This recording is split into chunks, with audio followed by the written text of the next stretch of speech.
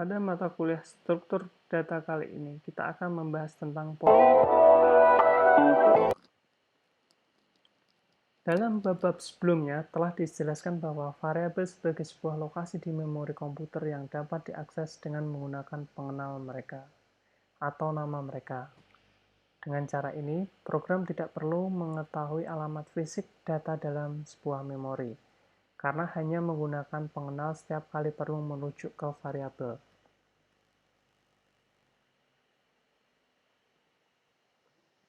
Untuk program C++, memori komputer seperti sebuah sel memori, masing-masing berukuran 1 byte, dan masing-masing mempunyai alamat unik. Jika sel-sel memori single byte ini dipesan dengan merepresentasikan data yang lebih besar dari 1 byte, maka data tersebut akan menempati sel-sel memori yang memiliki alamat berurutan. Dengan cara ini, setiap sel dapat dengan mudah ditemukan dalam memori melalui alamatnya yang unik. Misalnya, sel memori dengan alamat 1500 selalu mengikuti segera setelah sel memori dengan alamat 1499 dan mendahului sel memori dengan alamat 1501. Persis 1000 sel setelah 500, kemudian tepat 1000 sel sebelum 2500. Ketika suatu variabel dideklarasikan, memori yang diperlukan untuk menyimpan nilainya ditetapkan pada lokasi tertentu di dalam memori atau alamat memorinya. Secara umum, program C++ tidak secara aktif memutuskan alamat memori yang tepat di mana variabelnya akan disimpan. Tugas itu diserahkan kepada lingkungan tempat program dijalankan, dan umumnya dilakukan oleh sistem operasi. Sistem operasi yang menentukan lokasi memori tertentu pada saat runtime.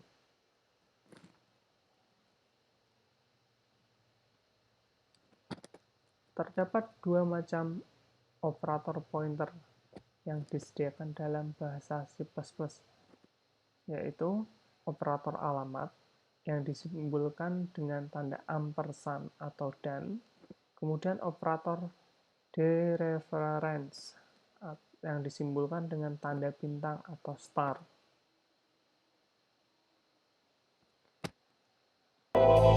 Kita akan membahas tentang operator alamat.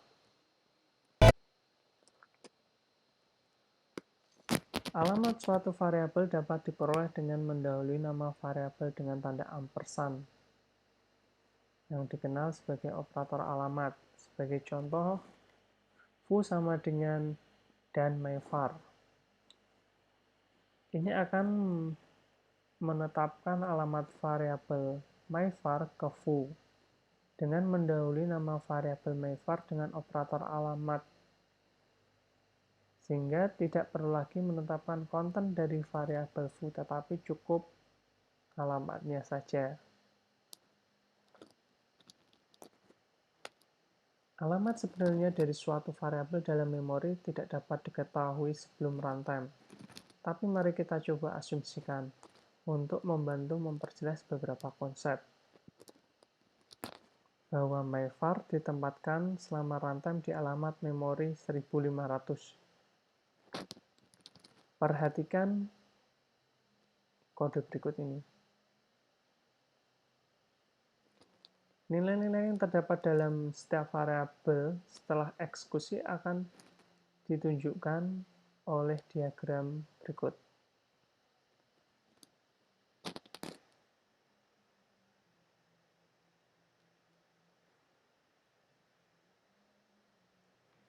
Pertama, menetapkan nilai 50 ke myvar, yaitu variabel yang dianggap memiliki alamat dalam memori 1500. Kedua, memberikan foo dengan alamat myvar yang dianggap 1500. Ketiga, memberikan nilai yang terkandung dalam myvar ke bar. Ini adalah operasi penugasan standar, seperti yang telah dilakukan berkali-kali pada bab sebelumnya. Perbedaan utama antara pernyataan kedua dan ketiga adalah penampilan dari operator alamat ampersand. Variabel yang menyimpan alamat variabel lain, seperti foo dalam contoh ini, adalah apa yang ada di dalam C++ ini disebut sebagai pointer. Sehingga, pointer adalah fitur yang sangat kuat dari bahasa yang memiliki banyak kegunaan dalam pemrograman tingkat rendah. Selanjutnya kita akan melihat bagaimana cara mendeklarasikan dan menggunakan pointer.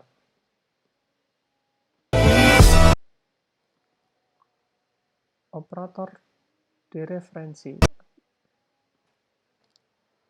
Seperti yang baru saja kita lihat, variabel yang menyimpan alamat variabel lain disebut pointer. Pointer dikatakan menunjuk ke variabel yang alamatnya mereka simpan. Properti pointer yang menarik adalah bahwa mereka dapat digunakan untuk mengakses variabel yang mereka tuju secara langsung. Ini dilakukan dengan mendahului nama pointer dengan operator dereference star. Operator itu sendiri dapat dibaca sebagai nilai yang ditunjukkan oleh. Dengan mengikuti nilai-nilai yang ada pada contoh sebelumnya, misalkan di sini bus sama dengan star foo. Ini bisa dibaca sebagai bus sama dengan nilai yang ditunjuk oleh foo. Dan pernyataan itu akan benar-benar menetapkan nilai 50 ke bus, karena foo adalah 1500.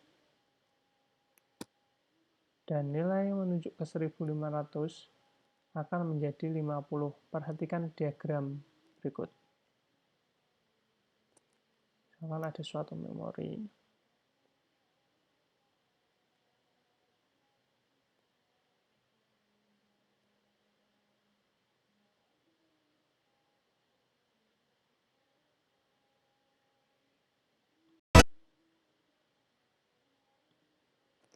Penting untuk membedakan dengan jelas bahwa foo merujuk pada nilai 1500, sedangkan star foo, yaitu yang dengan tanda bintang sebelum pengenal, mengacu pada nilai yang disimpan di alamat 1500.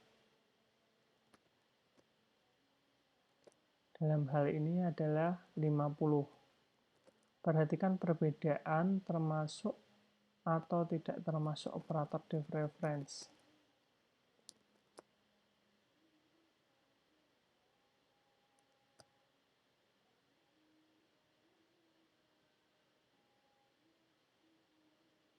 Operator reference dan dereference karenanya saling melengkapi. Tanda ampersand dan adalah operator alamat dan dapat dibaca hanya sebagai alamat, sedangkan tanda star operator dereference dan dapat dibaca sebagai nilai yang ditunjukkan oleh. Dengan demikian, mereka memiliki semacam makna yang berlawanan. Alamat yang diperoleh dengan tanda ampersand dapat disangkal dengan tanda star. Perhatikan dua operasi penugasan berikut ini.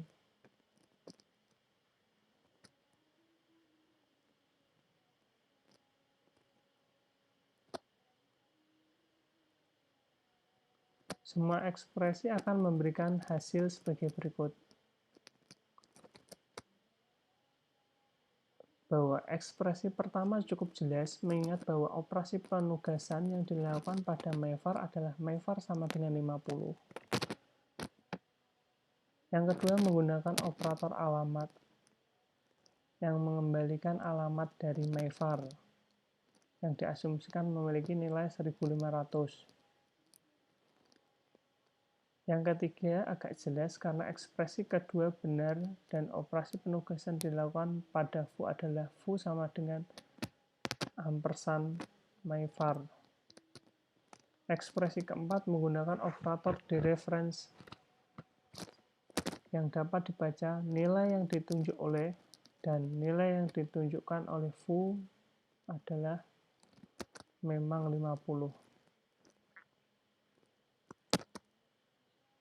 Jadi, setelah semua itu, Anda dapat menyimpulkan bahwa selama alamat yang ditunjukkan oleh foo tetap tidak berubah, maka ungkapan berikut ini juga benar, bahwa star foo sama dengan myvar.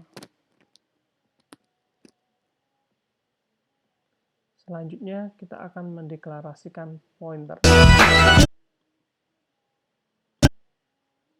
Jika program dijalankan,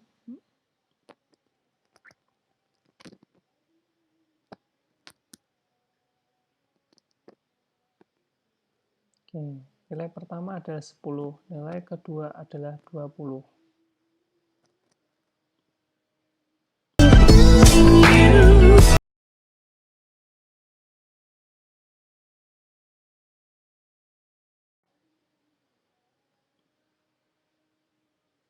Untuk menunjukkan bahwa pointer dapat menunjuk ke variabel yang berbeda selama masa pakainya dalam sebuah program, berikut ini adalah contoh yang sedikit lebih rumit. Jadi, setiap operasi penugasan mencakup komentar tentang bagaimana setiap baris dapat dibaca. Misalnya mengganti ampersand dengan alamat dari, tanda bintang dengan nilai yang ditunjuk oleh.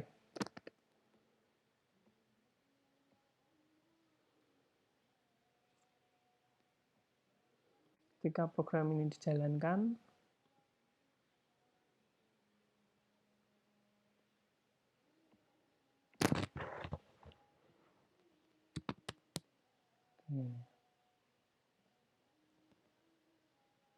akan tampil hasilnya seperti ini.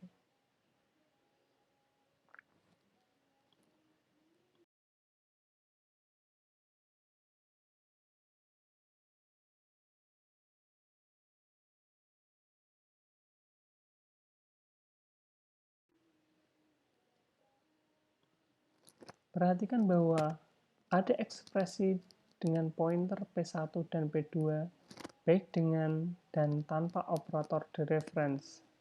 Penggunaan operator dereference star mengungkapkan arti yang sangat berbeda dari pada yang tidak menggunakannya. Ketika operator ini mendahului nama pointer, ekspresi mengacu pada nilai yang ditunjuk. Sedangkan ketika nama pointer muncul tanpa operator ini, itu merujuk pada nilai pointer itu sendiri.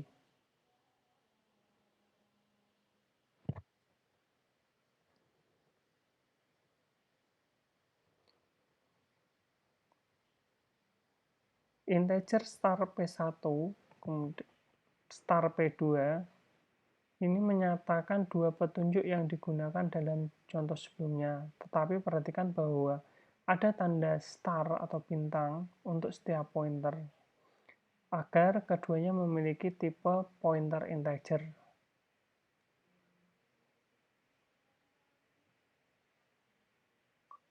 Kemudian, pada contoh yang berikutnya, integer star P1, P2, P1 memang akan bertipe pointer integer, tetapi untuk P2 akan bertipe integer saja. Di sini, spasi tidak mempunyai pengaruh sama sekali. Bagaimanapun juga, yang perlu diingat adalah menempatkan satu tanda bintang untuk mendeklarasikan beberapa pointer per pertanyaan. Selanjutnya adalah pointer dan array. Konsep array terkait dengan pointer. Bahkan, array bekerja sangat mirip dengan pointer ke elemen pertama mereka. Dan sebenarnya, sebuah array selalu dapat secara implisit dikonversi menjadi pointer dari tipe yang tepat. Misalnya, integer myArray 20, kemudian integer star myPointer. Berdasarkan deklarasi tersebut, maka operasi penugasan berikut myPointer sama dengan myArray ini akan valid. myPointer dan myArray akan sama dan akan memiliki sifat yang sangat mirip. Perbedaan utamanya adalah bahwa myPointer dapat diberi alamat yang berbeda, sedangkan myArray tidak pernah dapat ditugaskan apapun dan akan selalu mewakili blok yang sama dari 20 elemen tipe integer. Oleh karena itu, tugas berikutnya adalah akan menjadi valid ketika didefinisikan array sama dengan myPointer. Perhatikan penggabungan array dan pointer pada program berikut ini.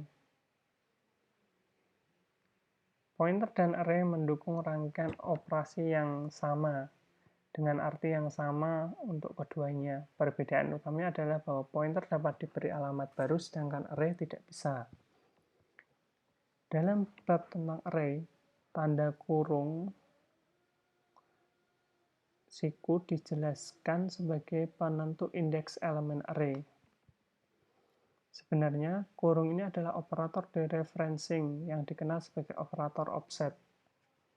Mereka merepresentasikan variabel yang mereka ikuti sama seperti star, tetapi mereka juga menambahkan nomor antara tanda kurung ke alamat yang sedang direferensikan. Perhatikan contoh berikut. Dua ekspresi ini adalah sama dan valid, tidak hanya jika A adalah pointer, tetapi juga jika A adalah array. Ingat bahwa jika sebuah array, namanya dapat digunakan seperti pointer ke dalam elemen pertamanya.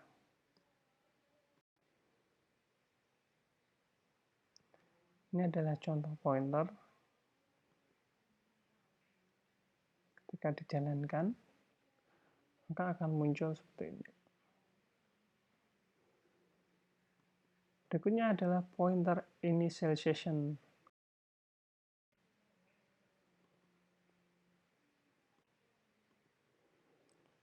Pointer dapat diinisialisasi untuk menunjuk ke lokasi tertentu pada saat mereka didefinisikan.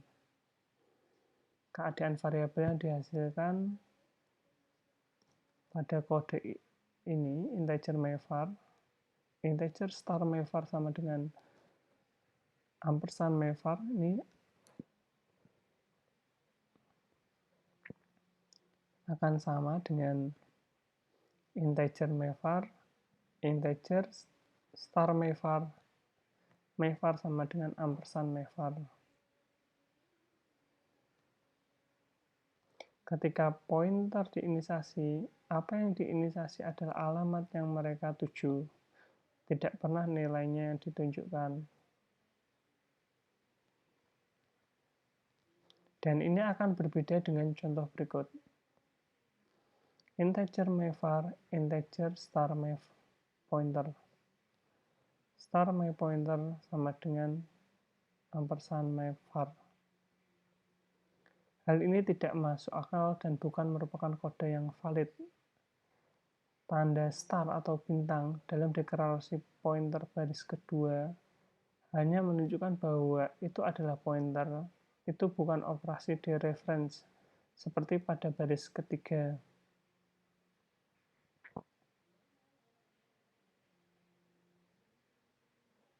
Kedua hal sebetulnya menggunakan tanda yang sama, yaitu star. Seperti biasa bahwa di sini spasi tidak relevan dan tidak pernah mengubah arti dari sebuah ekspresi. Pointer dapat diinisialisasi ke alamat variabel atau ke nilai pointer lainnya. Perhatikan contoh ini.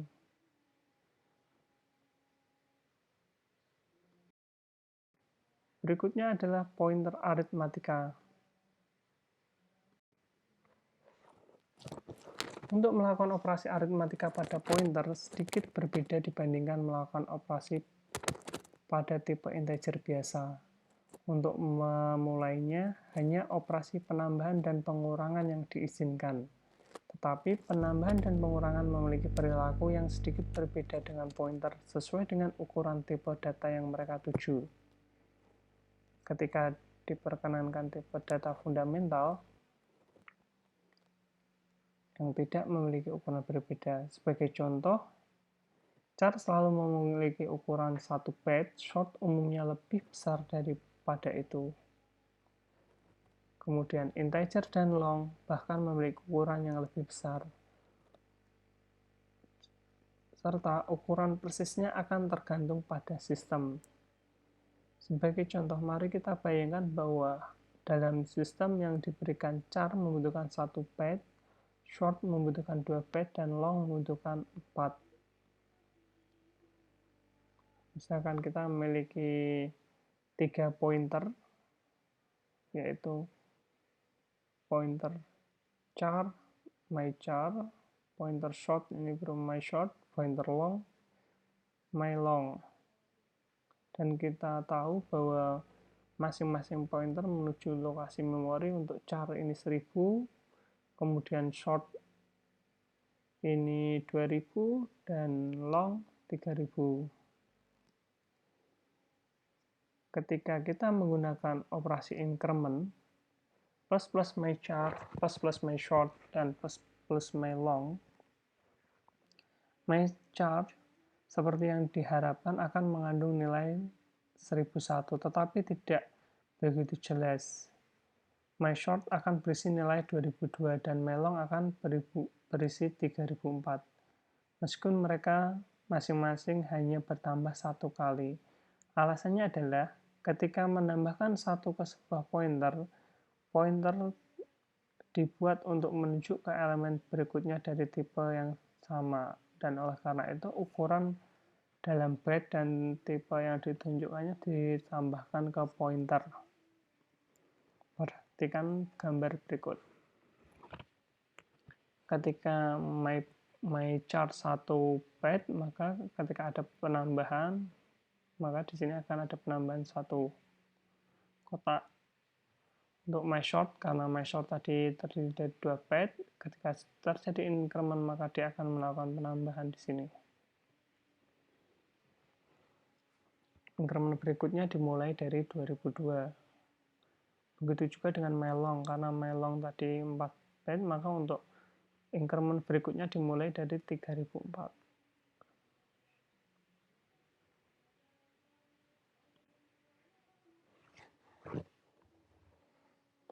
Ini berlaku baik saat menambah maupun mengurangi angka ke dalam pointer.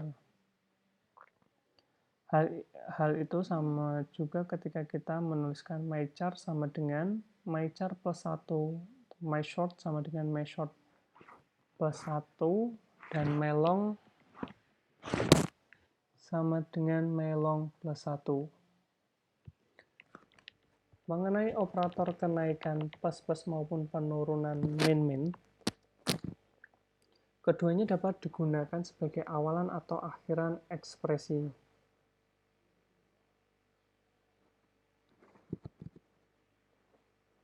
Dengan sedikit perbedaan dalam perilaku. Ketika sebagai awalan, kenaikan terjadi sebelum ekspresi dievaluasi. Dan sebagai akhiran, kenaikan terjadi setelah ekspresi dievaluasi. Ini juga berlaku untuk ekspresi yang menambah atau mengurangi pointer, yang dapat menjadi bagian dari ekspresi yang lebih rumit, dan juga termasuk operator dereference.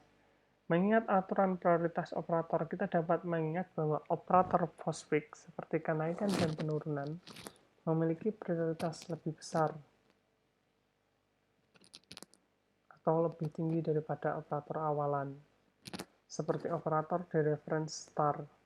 Oleh karena itu, ungkapan star p++ setara dengan star kurung buka p++, dan apa yang dilakukan adalah untuk meningkatkan nilai p. Jadi sekarang menunjukkan ke elemen berikutnya, tetapi karena plus digunakan sebagai postfix, seluruh ekspresi dievaluasi sebagai nilai yang awalnya ditunjukkan oleh pointer.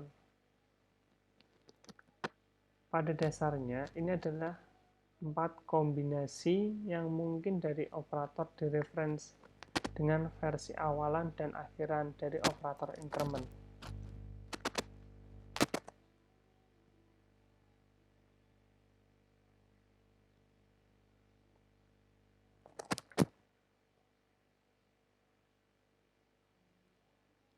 Pertanyaan khas tapi begitu sederhana yang melibatkan operator ini adalah apakah star P++ sama dengan star Q++? Karena plus memiliki prioritas lebih tinggi daripada star, P dan Q bertambah, tetapi karena kedua operator increment digunakan sebagai postfix dan bukan awalan, nilai yang ditetapkan ke star P dan star Q sebelum P dan Q bertambah, kemudian keduanya bertambah, itu kira-kira akan setara dengan ini.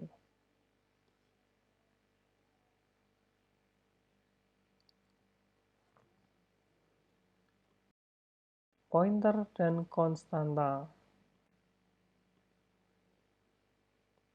Pointer dapat digunakan untuk mengakses variabel berdasarkan alamatnya, dan akses ini dapat mencakup memodifikasi nilai yang ditunjuk. Tetapi dimungkinkan juga untuk menyatakan pointer yang dapat mengakses nilai rujukan untuk membacanya, tetapi tidak untuk memodifikasinya. Untuk itu, cukup dengan mengkualifikasi tipe yang ditunjuk oleh pointer sebagai konstanta. Ini contohnya.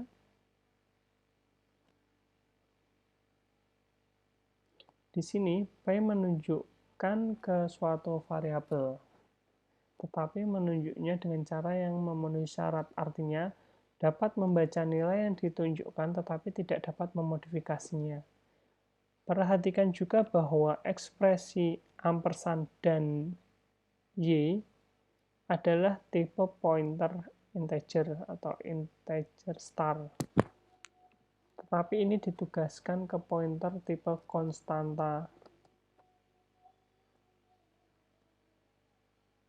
Hal ini diperbolehkan. Pointer non-konstanta dapat secara implisit dikonversi ke pointer konstanta, tetapi tidak sebaliknya. Sebagai fitur keselamatan, pointer ke konstanta tidak secara implisit dapat dikonversi menjadi pointer ke non-konstanta. Salah satu kasus penggunaan pointer konstanta elemen adalah sebagai parameter fungsi. Fungsi mengambil pointer ke non-konstanta sebagai parameter yang dapat memodifikasi nilai yang dilewatkan sebagai argumen. Sedangkan fungsi yang mengambil pointer konstanta sebagai parameter tidak bisa. Berikut ini adalah contoh programnya. Perhatikan bahwa print all menggunakan pointer yang mengarah ke elemen konstan. Pointer ini menunjuk ke konten konstan yang tidak dapat mereka modifikasi, tetapi mereka tidak konstan sendiri. Misalnya, pointer masih dapat ditambahkan atau diberi alamat yang berbeda, meskipun mereka tidak dapat mengubah konten yang mereka tunjuk. Dan disinilah dimensi kedua constness ditambahkan ke pointer. Pointer juga bisa menjadi konstanta. Dan ini ditentukan dengan menambahkan konstanta ke tipe pointer.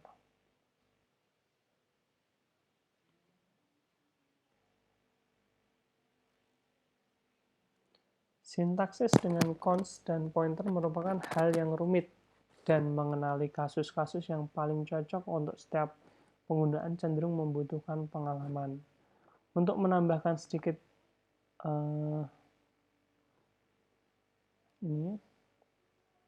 kebingungan pada sintaks, const dengan pointer, kualifikasi const dapat memenuhi atau mengikuti tipe pointer.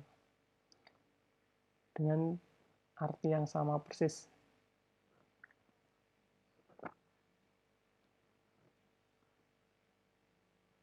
Seperti halnya ruang-ruang yang mengelilingi tanda bintang, urutan cons dalam hal ini hanyalah masalah gaya.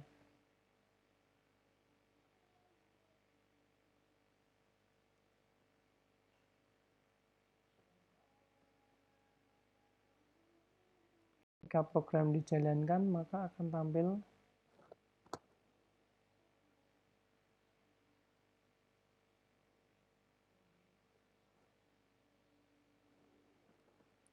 selanjutnya. Kita akan membahas tentang pointer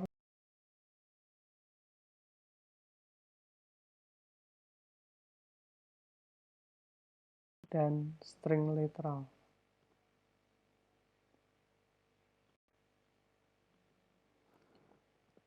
Seperti yang ditunjukkan sebelumnya, string literal adalah array yang berisi urutan karakter yang diakhiri dengan 0 di bagian sebelumnya. String literal telah digunakan untuk secara langsung dimasukkan ke dalam count, untuk menginisialisasi string dan untuk menginisialisasi array karakter.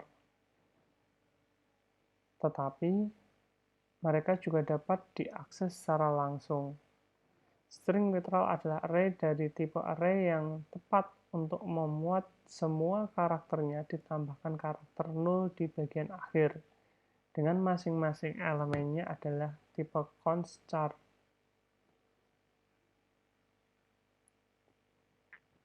Pada contoh ini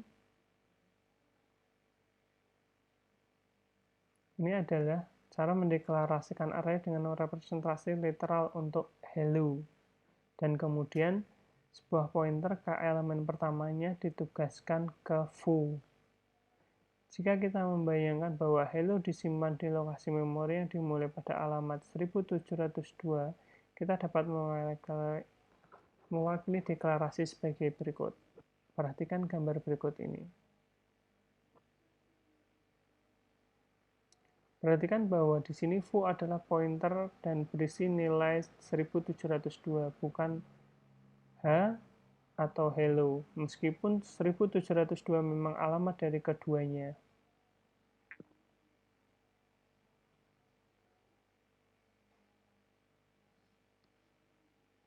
Pointer foo menunjuk urutan karakter, dan karena pointer dan array pada dasarnya berperilaku dengan cara yang sama dalam ekspresi, foo dapat digunakan untuk mengakses karakter dengan cara yang sama dengan array dari urutan karakter yang diakhiri dengan 0. Sebagai contoh ini.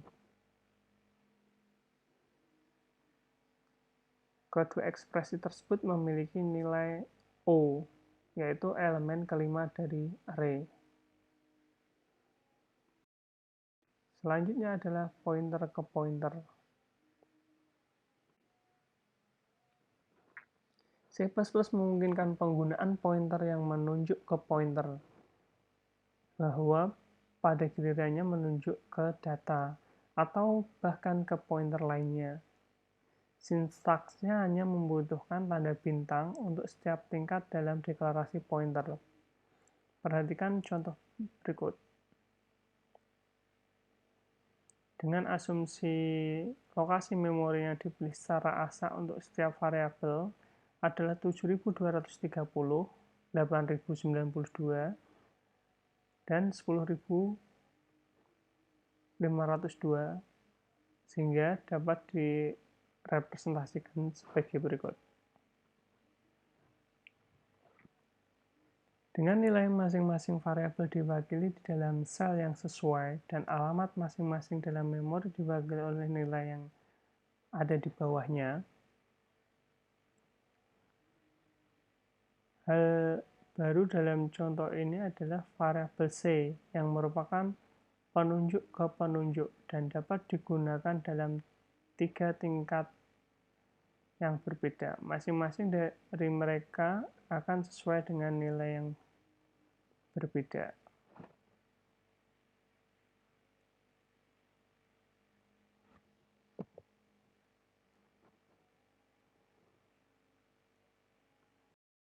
Selanjutnya adalah void pointer.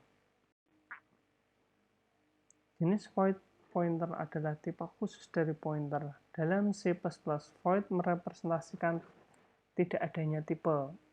Oleh karena itu, void pointer adalah pointer yang menunjuk ke nilai yang tidak memiliki tipe.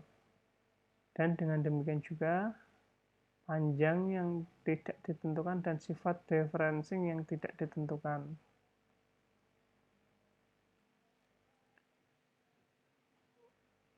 Void pointer memberi fleksibilitas yang besar dan bisa menunjuk ke tipe data apapun, dari nilai integer atau float ke serangkaian karakter.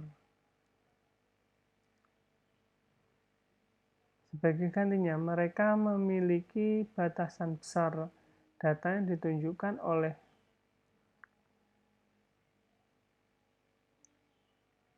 data yang tidak dapat secara langsung direpresentasikan.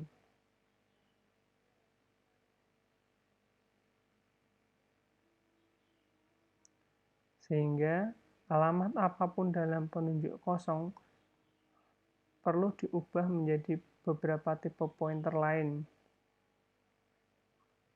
Salah satu kegunaan mungkin untuk melewatkan parameter umum ke suatu fungsi, seperti pada contoh berikut ini. Dan sysOf di sini adalah operator yang terintegrasi dalam C++ yang mengembalikan ukuran dalam argumen byte. Untuk tipe data non-dinamis, nilai ini adalah konstan. Karena itu misalnya size of char adalah 1, karena char selalu berukuran 1 byte. Ketika program ini dijalankan, perhatikan.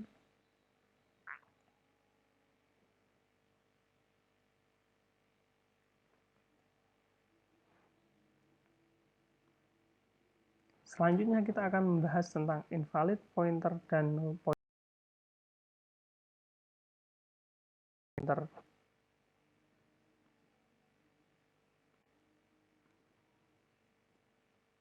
Pada prinsipnya, pointer dimaksudkan untuk menunjuk ke alamat yang valid, seperti alamat variabel atau alamat elemen dalam array. Tetapi, pointer sebenarnya dapat menunjuk ke alamat apapun, termasuk alamat yang tidak merujuk ke elemen yang valid.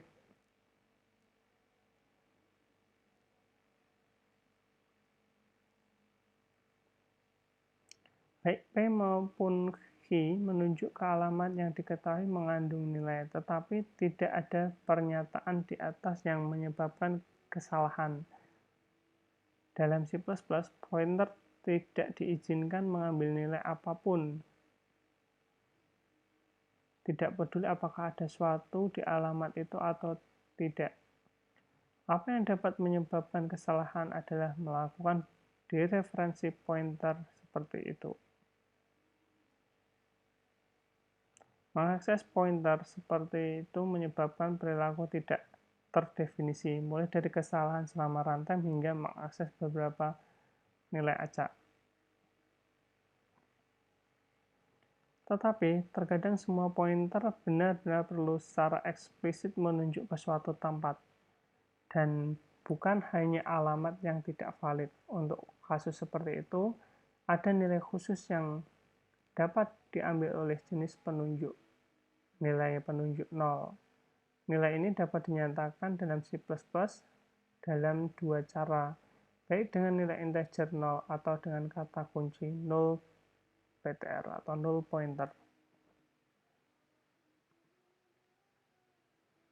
Di sini baik P dan Q adalah null pointer, yang berarti bahwa mereka secara eksplisit menunjuk ke mana dan mereka berdua benar-benar membandingkan sama.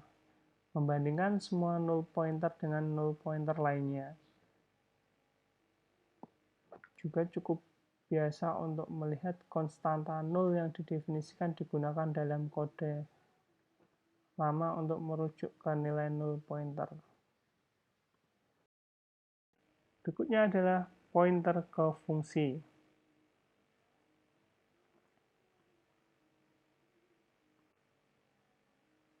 C++ memungkinkan operasi pointer dengan fungsi. Penggunaan khas ini adalah untuk melewatkan fungsi sebagai argumen ke fungsi lain. Pointer ke fungsi dideklarasikan dengan sintaksis yang sama dengan deklarasi fungsi reguler, kecuali bahwa nama fungsi terlampir di antara tanda kurung dan tanda bintang dimasukkan sebelum nama. Perhatikan program berikut.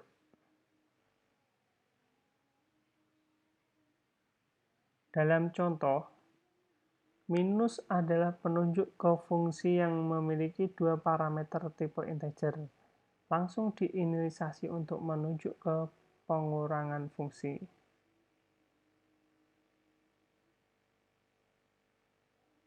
Jika program dijalankan,